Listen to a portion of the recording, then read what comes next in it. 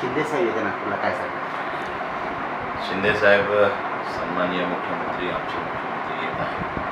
आज काही भेटीगाठी त्यांच्या आहे, आमच्या पक्षाचा एक मेळावा सुद्धा आहे आणि त्यांच्यासोबत मी कंटिन्यू दौऱ्यात राहणार आहे।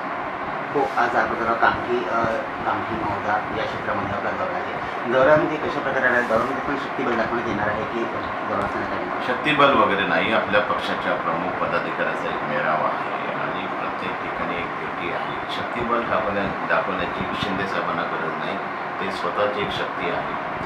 ज्या ज्या भेटी ठरल्या आहेत, जे मेळावे ठरले ते आज होणार आहे। राजकारणावर अशी चर्चा आहे की राजतिलकची तयारी झालेली आहे आणि भगवानीची तयारी झालेली आहे, आपलं काय मत आहे? बरोबर आहे, या देशाचं नेतृत्व सन्माननीय या देशाचे पंतप्रधान मोदी साहेब करत आहेत। ज्या पद्धतीनं संपूर्ण देशामध्ये एक वातावरण त्यांच्या नेतृत्वाखाली, त्यांच्यावरती विश्वास ठेवून या देशातील जनता, या लोकसभा क्षेत्रातील जनता सर्व जे काही म्हणताय आपण ते खरं आहे की त्याच पद्धतीनं येणारं वातावरण ठरलेलं आहे। विरोधकांची ताशेवडणं आतापर्यंतही थांबत नाही आणि अगदी चालूच आहे, या बाबतीत मला असं वाटतं की विरोधांनी आपला प्रचार करायला पाहिजे। आम्ही ज्या पद्धतीनं आमचा प्रचार करतोय, आमच्या पक्षाचा प्रचार करतोय, महायुतीचा प्रचार करतोय, त्याच पद्धतीनं निवडणुकीमध्ये एकमेकाच्या विरोधाला विरोध खूप करणं हा माझा स्वतःचा स्वभाव नाही।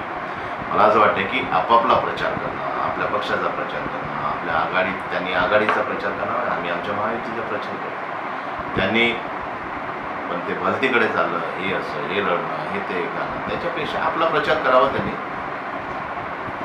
आपली जी जनता आहे लोकसभा क्षेत्रात, त्यांना काय एक प्रेमाचा संदेश आपला असणार? मी एक माझ्या या रामटेक लोकसभा क्षेत्रातील जनतेला एक विनंती करायला की ज्या पद्धतीनं मागच्या 4.5 वर्षामध्ये मी माझ्या उमरेड विधानसभा क्षेत्रात सर्वसामान्य जनतेसाठी काम केलं, गोरगरीब जनतेसाठी काम केलं, अनाथासाठी काम केलं, त्याच पद्धतीनं आणि शेवटी माझा एजेंडा जो असतो तो विकासाचा एजेंडा असतो। त्याच पद्धतीने या रामटेक लोकसभा निर्वाचन क्षेत्रामध्ये विकासाचा एजेंडा घेऊनच मी सामोरं जाणार आहे। मी रामटेक लोकसभा निर्वाचन क्षेत्रातील जनतेला एक विनंती करतो, हात जोडून विनंती करतो, एक सर्वसामान्य कार्यकर्त्याला ही जबाबदारी शिंदे साहेबांनी, देवेंद्र फडणवीस साहेबांनी माझ्यावरती टाकली, दादांनी टाकली आणि या देशाचे लोकनेते सन्माननीय मोदी साहेबांनी माझ्यावरती जबाबदारी टाकली, ती प्रामाणिकपणे मी पार पाडणार आहे। यावेळेस आपण सगळ्यांनी मला साथ द्या। तुमचा राजू पारवे हा तुमच्यासोबत राहून जमिनीवर काम करणार आहे। धन्यवाद।